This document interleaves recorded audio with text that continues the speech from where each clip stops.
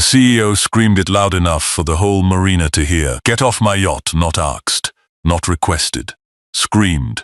The way men scream when they've never once been told no and have mistaken that silence for power. The man he was screaming at didn't flinch. He didn't raise his hands. He didn't apologize. He didn't back away from the railing of that 200-foot super yacht the way the CEO clearly expected him to. He just stood there, sun-worn work shirt, paint on his forearms, a 9-year-old girl holding his hand, and looked at the CEO with the calm, level eyes of a man who had once navigated a warship through a typhoon at 2 in the morning and considered this, by comparison, very manageable weather.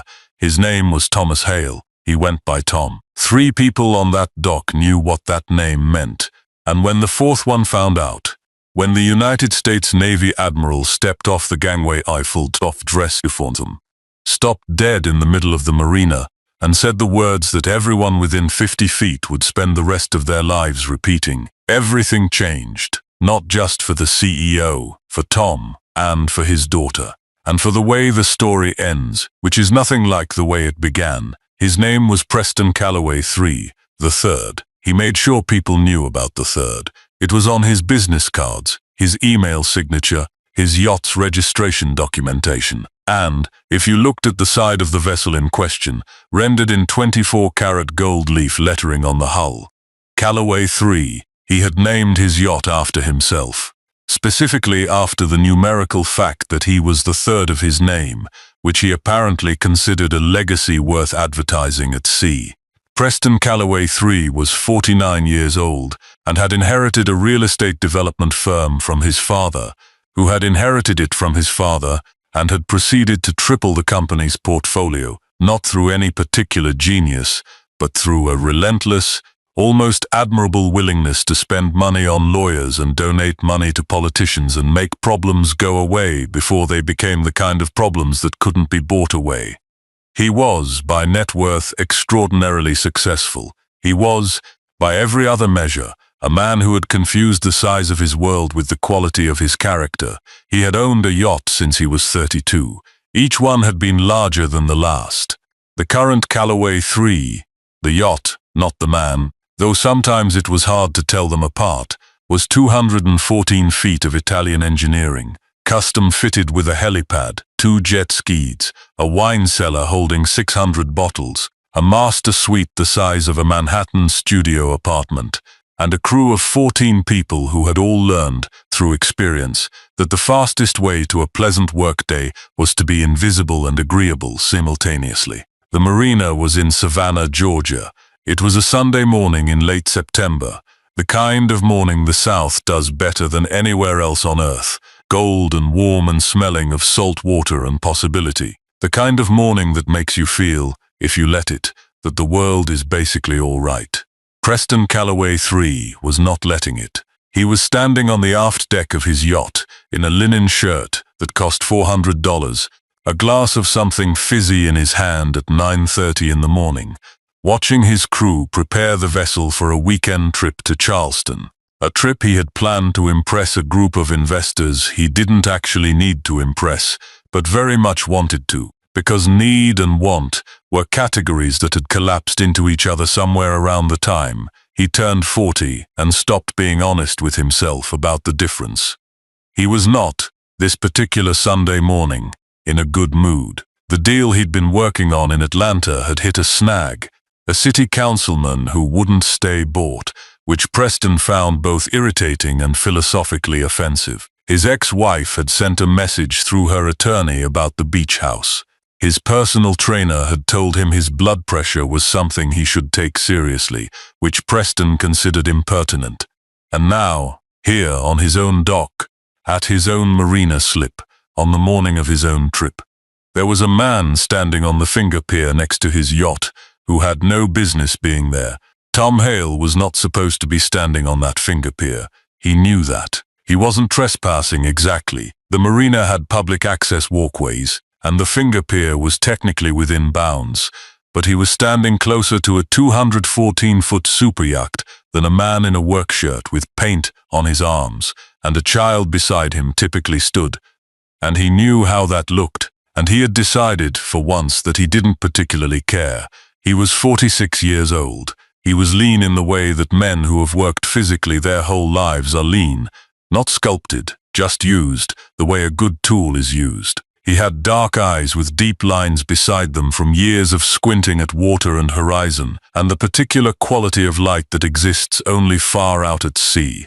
His hands were large and rough and capable. He moved with an economy of motion that was not quite stillness, more like someone who had learned, a long time ago, that every movement cost something, and should mean something. He had been a United States Navy officer for 17 years. Not just an officer, he had commanded a destroyer, the USS Renshaw, at 38, one of the youngest commanding officers in his fleet. Before that, he had served 2 combat deployments in the Persian Gulf, one classified assignment that he still could not discuss in any specific terms, and a 2-year stint as an instructor at the Naval War College, where he had taught strategy and leadership to officers who were, in several cases, already more decorated than he was. He had navigated his ship through a Category 3 storm in the North Atlantic, made decisions in the dark at 2 in the morning that saved lives, and received a commendation from the Secretary of the Navy for a joint operation with the Coast Guard that had been described in the official documentation as exemplary under conditions of extreme operational pressure. He had left the Navy 3 years ago, not because he was forced out, not because of any scandal or failure. He had left because his wife, Elena, had been diagnosed with an aggressive cancer in the spring, and by autumn she was gone, and when the Navy asked him what he needed, Tom Hale had given them the only honest answer he had. He needed to go home. Home was Savannah. It was where Elena had grown up, where her parents still lived, where his daughter Marisol had been born, and where, after everything, Tom had decided to rebuild whatever came next. He had moved back, enrolled Marisol in a school she loved, and taken a job that suited the particular version of himself he was becoming: quieter, more patient, more interested in fixing things than commanding them. He worked for a marine maintenance firm. Small outfit, 4 guys, good work. He repainted hulls, replaced hardware, serviced engines, did the kind of careful and unglamorous labor that kept beautiful boats in the condition that made them look effortless. He was good at it. He found the honesty of it satisfying in a way he hadn't expected. He had also, over the past 2 months, done 3 days of maintenance work on Callaway 3. He was back this morning because he had found, on his last visit, a stress fracture in the secondary rudder housing. Small, invisible to anyone who wasn't looking for it. The kind of thing that would be completely fine at harbor speed and catastrophically not fine if the vessel was pushed in rough water. He had written it up in his maintenance report. He had submitted it to the Mariner's service coordinator. The service coordinator had submitted it to Preston Callaway's office. Preston Callaway's office had not responded. Tom had waited 2 weeks. Then he had come back, Marisol in tow because it was Sunday and there was no school, to make sure someone knew. Not to cause trouble, not to make a point. Just to make sure that if 14 crew members and however many investors got on that boat and headed toward Charleston, they did so knowing what was underneath them. He was not expecting a confrontation. He was standing on the pier, looking at the rudder housing from the waterline, thinking about stress tolerances, when the voice came from the aft deck above him. "Hey, what are you doing?" Tom looked up. Preston Callaway 3 looked down. The thing about Preston Callaway was that he had a talent. Genuinely, it was a talent, rare and finely developed, for reading a situation and immediately finding the interpretation that made him the most important person in it. He looked down at Tom Hale and he saw a man in a work shirt who shouldn't be this close to his property. He did not see a former naval commander. He did not see someone who had submitted a safety report 2 weeks ago that his office hadn't opened. He did not see a father who had woken up at 7 on a Sunday morning to make sure nobody got hurt on a boat he'd worked on. He saw someone who needed to be removed. "Sir," Tom said, looking up, voice level, "I need to talk to someone about a maintenance issue on your vessel. I submitted a report 2 weeks ago. There's a stress fracture in the secondary." "I don't know who you are," Preston said. "My name is Tom Hale. I work with Coastal Marine Services. I did the surface maintenance on your hull in August and I have a crew, Preston said. If there's a maintenance issue, you go through the proper channels. I did go through the proper channels, Tom said. Twice. The report wasn't acknowledged. I'm here because I'm concerned about the safety of... This is private property. Preston's voice had climbed a register. Behind him, 2 crew members had appeared from below deck, drawn by the tone. On the dock, a few people from neighboring slips had looked up. This is my marina slip. This is my vessel. And you, he pointed, and the point was the kind that comes from a lifetime of pointing at things and having them move. You are trespassing. I'm standing on the public walkway, Tom said. You're harassing me on my own dock. I'm trying to tell you that your rudder housing has a stress fracture that I don't want to hear it. Preston's voice was fully raised now, carrying across the marina the way voices carry over water, farther than the speaker intends, reaching more ears than he knew. I want you off this dock. I want you away from my boat. And if you are not gone, in 30 seconds I am calling the marina security and the police, and we will see how this works out for you. A pause, and then, with the particular cruelty of men who have never had to earn anything, he added, take your kid and go back to whatever you came from. The marina went very quiet. Not silent, there were still the sounds of water and rigging and distant engines. But the human sounds stopped. The people who had been pretending not to watch stopped pretending. Marisol, who was 9 years old and had her father's dark eyes and her mother's spine, looked up at the man on the yacht with an expression that was too composed for her age. The look of a child who has already learned that some moments require stillness. Tom looked at his daughter. Then he looked back up at Preston Calloway III, and in the calmest voice that had ever been used on that marina, the voice of a man who had once told 17 sailors to hold their positions during a missile drill while the ship's alarm was screaming, he said, Sir, I am telling you that your secondary rudder housing has a stress fracture on the port coupling. At harbor speeds, you won't feel it, but if you hit weather between here and Charleston, and the forecast has a front moving through tonight, you will lose steering response in the rear third of the vessel. At that size and speed, you will not be able to compensate with the bow thrusters alone. I am not here to argue. I am here to make sure you know.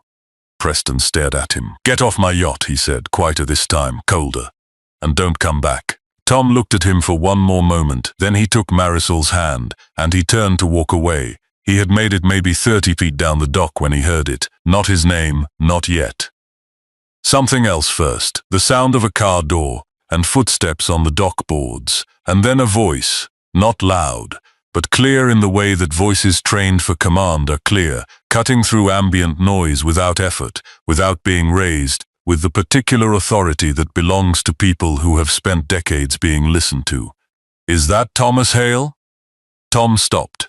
He turned slowly. A United States Navy admiral in full dress uniform was standing at the entrance to the dock. Rear Admiral James Whitfield, 61 years old, 34 years of service, 2 commands, one of the most decorated active officers in the Atlantic Fleet, and, for a period of 2 years, when Tom Hale was a 32-year-old lieutenant commander on his first deployment. His commanding officer, he was staring at Tom with an expression that mixed recognition and disbelief in equal measure. Tom straightened. Not to attention, he was a civilian now, but something in his spine remembered and moved. Admiral, Tom said. Whitfield crossed the dock in 12 long strides and grabbed Tom Hale's hand in both of his. It's been years, Captain. The marina was a held-breath captain, not the courtesy title, not a nickname. The full weight of what the word meant in the context of a United States Navy admiral, saying it with both hands wrapped around the other man's. The rank of a commanding officer, the title earned by the man who stands at the helm of a warship and is responsible for every life aboard. Preston Calloway III had not moved. He was still on the aft deck, still holding his fizzy drink. His crew had gone very still behind him. The investors who had arrived 10 minutes earlier and were waiting on the dock had also gone still. 4 men in boat shoes and weekend linen who had spent 45 years collectively building the muscle memory of recognizing when a room has shifted and they are no longer the most important people in it. Admiral Whitfield had not looked at the yacht. He had not looked at Preston. He was looking at Tom with the full, focused attention of a man catching up on a story he'd been wondering about for years. "I heard you left," Whitfield said. "After Elena." "I'm sorry, Tom. Truly thank you, sir. How long ago?" 3 years. Whitfield looked at Marisol. His expression changed, still serious, but with something added to it. The way people look at children who are carrying something heavy and doing it quietly. "This is your daughter?" "Yes, sir."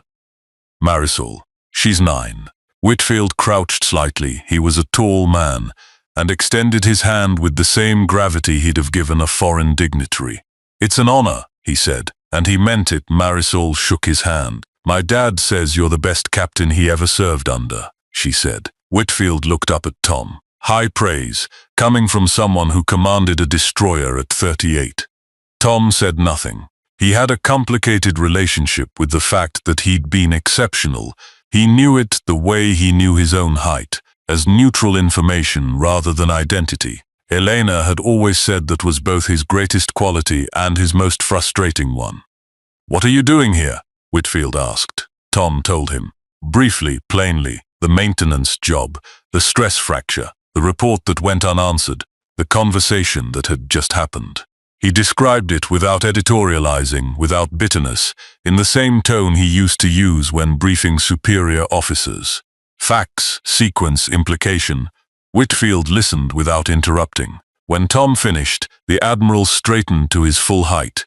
6'2", uniform perfect, 34 years of earned authority, and turned to look at the yacht for the first time, and at the man standing on it. Preston Calloway III had spent his entire adult life being the most powerful person in any space he entered.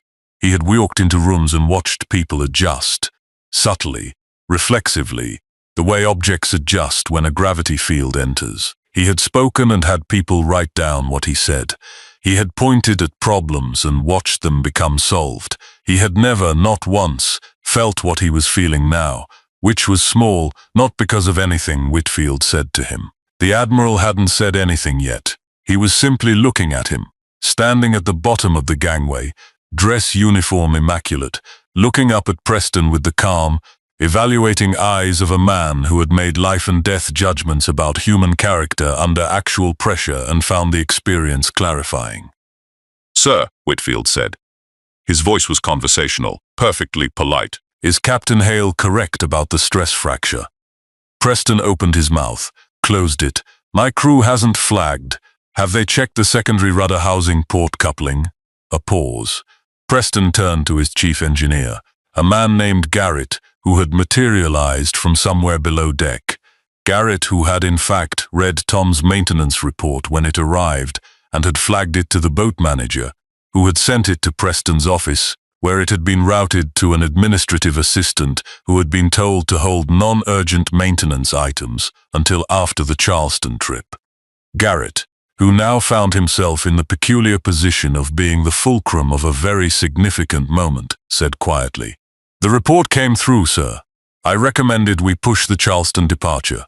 You recommended." Preston stopped. The marina was still very quiet. Whitfield nodded, slowly. He looked back at Tom. "Will you take a look at it?" he said. "Properly, today, that's what I came to do," Tom said. It took Tom 4 hours. Not because the fracture was worse than expected, though it was worse than expected. Because once he was inside the rudder housing with the right tools and proper access, he found 3 other things. Not catastrophic, not invisible, a trained eye would have caught them, but consequential. The kind of findings that accumulate over years of deferred maintenance on a vessel that is serviced for appearance and not for function, because its owner has always cared more about how it looks arriving than whether it arrives. He documented all of it. He wrote it up in his notebook in the same precise, sequential style he'd used to write operational briefs a decade ago. Then he came back up, found a folding chair someone had brought out, and sat across from Preston Calloway, and walked him through it, item by item. Preston had, over the course of the morning, undergone a change. It had not been dramatic. There had been no moment of theatrical collapse, no tearful apology delivered to the marina audience that had drifted back to their own boats, but stayed within earshot. It was quieter than that. The kind of change that happens in a person when the scaffolding of how they see themselves gets a crack in it, and the air gets in, and something either heals differently or doesn't. He had sent the investors away. He had done it without explanation, which was, in its own way, the most honest thing Tom had seen from him all morning. He had sat down on the aft deck, not the raised part, the deck, in a regular chair, and waited while Tom worked, with the quiet of a man trying to figure out what exactly he was supposed to do with what was happening. When Tom finished the walkthrough, Preston was silent for a long moment. Then he said, "How bad would it have been?" "Depends on the weather," Tom said. "The front that's coming through tonight, you'd have lost rear steering response approximately 40 minutes out of Charleston Harbor. In those sea conditions, you'd have been broadcasting a mayday within the hour, with 14 crew and however many guests." Preston looked at the water. He looked like a man doing arithmetic he didn't enjoy. "Why did you come back?" he said finally. "After I..." He didn't finish the sentence, but it was clear enough. "After I screamed at you, after I told you to leave, after I said what I said in front of your daughter." Tom considered the question with his usual honesty. "Because the fracture doesn't care about that conversation," he said. "Neither do the 14 people on your crew." Preston looked at him. Tom looked back. "That's..." Preston started, then stopped. He tried again. "Most people would have let it go." "I know," Tom said. A long silence. "I owe you an apology," Preston said. It came out carefully, the words of a man who doesn't say it often enough to be fluent in it, but is trying. "In front of your daughter. That was..." Another pause, "the right kind. That was wrong. I'm sorry." Tom nodded once. "Appreciated," he said. "I also owe you for the work. We'll bill through Coastal Marine." Preston almost said something else. Didn't. Some things need time before they can be said, and that's all right. Admiral Whitfield had stayed. He hadn't needed to. He had been passing through Savannah on his way to a speaking engagement in Charleston, had stopped at the marina to look at the boats, the way sailors always look at boats, and had found instead a story he hadn't expected. He found Tom on the dock as the sun was starting to slant toward afternoon, Marisol beside him eating a sandwich someone had produced from the yacht's galley, watching the water. "Walk with me," Whitfield said. They walked to the end of the dock, out of earshot of everything. The water was going gold in the late light. A pelican sat on a piling 30 feet away and regarded them with the magnificent indifference of birds who have decided humans are mostly irrelevant. "I'm going to ask you something," Whitfield said, "and I want an honest answer." "When have I given you anything else?" Tom said. "Fair." Whitfield looked at the water. "Are you happy doing this?" Tom was quiet for a moment. "I'm good at it," he said. "That's not what I asked." Another silence. Longer. Tom watched the water move the way he'd watched it for a lifetime, reading it, out of habit, the way sailors read water even when there's nothing to navigate. "Some days," he said finally, "the work is honest. I like that." A pause. "Some days I miss." He stopped. "The ship," Whitfield said. "The purpose," Tom said. "The ship had purpose built into it. Every decision mattered. You always knew what you were for." Whitfield nodded slowly. "I want to talk to you about something," he said. "Something I should have reached out about 6 months ago, and didn't, because I didn't know where you'd landed." He paused. "The Navy has a program. Maritime Safety Consulting. Civilian contractors, former officers, advising on vessel safety standards, training protocols. We're building the team. I've been looking for the right person to lead the Atlantic Division for 8 months." He looked at Tom. "I have not found it yet, and I trust more than I trust you." Tom said nothing. "It's civilian," Whitfield said. "Flexible. Home-based largely. The travel is your call. Compensation is significant. And the work," he paused, "the work is exactly what you just did today. Looking at things that need to be looked at, saying things that need to be said, making sure people don't get hurt because the right report never reached the right person." Tom was looking at the water. "Marisol needs stability," he said. The position is designed around it. You set your schedule. Another silence, longer than the last. Can I think about it? Tom said. Tom, Whitfield said. You found a stress fracture in a 200-foot yacht, submitted it through proper channels, got ignored, came back on your own time on a Sunday with your daughter, got screamed at in public, and then spent 4 hours doing the job anyway. He paused. You have been doing the job. You've been doing it since the day you left. I'm just asking you to do it with the Navy behind you again.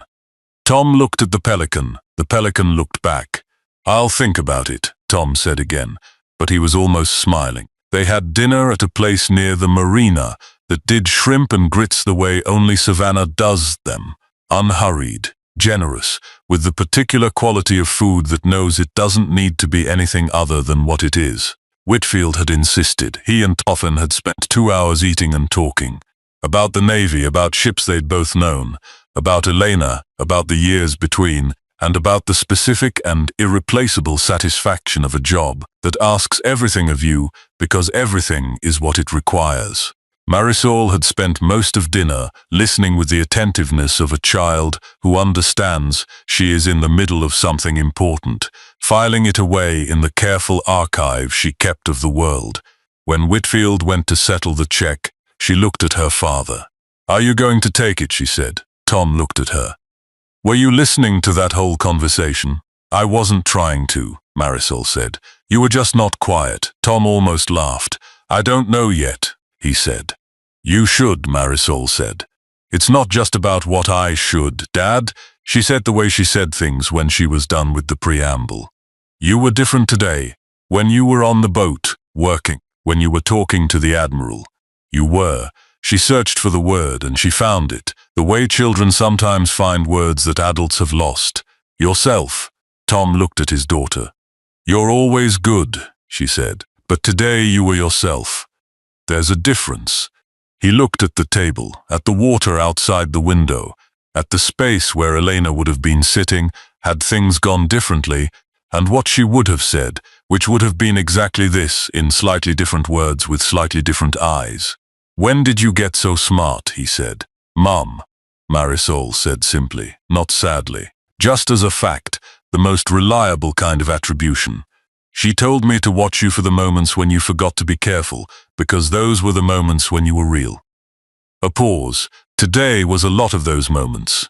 Tom Hale, former commanding officer of a United States Navy destroyer, veteran of 2 combat deployments and 1 classified operation, a man who had navigated a warship through a North Atlantic storm and never once in the official record shown anything other than operational composure, put his hand over his eyes for just a moment. Just a moment. Preston Callaway III did not go to Charleston that weekend. He rescheduled. He told his investors there was a mechanical issue. He did not explain further, but later, weeks later, in a conversation with his chief engineer Garrett, that started as a scheduling call and became something else, he said something that Garrett would remember for a long time. I almost sent 14 people into a storm because I didn't want to hear that I was wrong.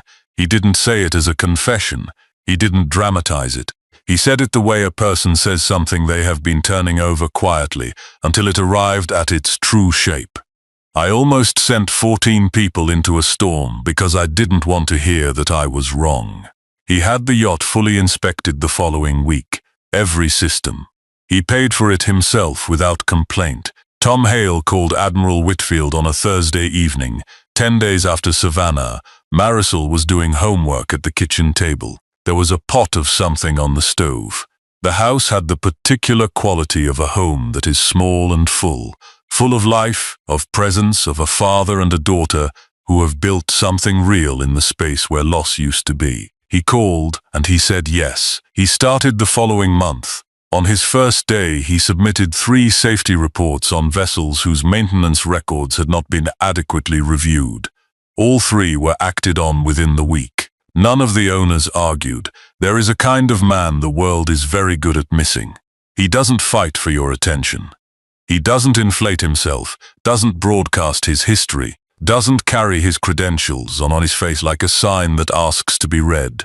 He has learned, through service, through loss, through the long education of doing hard things quietly, that the work matters more than the recognition. That showing up is more important than being seen. That 14 people on a boat in a storm don't care about your title or your ego or who was rude to you on the dock that morning. They care whether the fracture was fixed. Tom Hale had spent 3 years rebuilding a life one careful decision at a time. For his daughter, for himself, for the version of the future that was still possible after the version he'd planned fell apart. He had not stopped being who he was. He had just been being it in a smaller space, waiting, with the patience of someone who knows the difference between absence and preparation. Preston Calloway III stood on his deck and screamed at the wrong man. The Admiral knew better, Marisol knew from the beginning, and on a gold September morning in Savannah, while the water caught the light and a pelican sat on a piling and regarded the whole scene, with magnificent indifference, Tom Hale straightened his spine, and the dock recognized him, even before the Admiral nodded. Captain.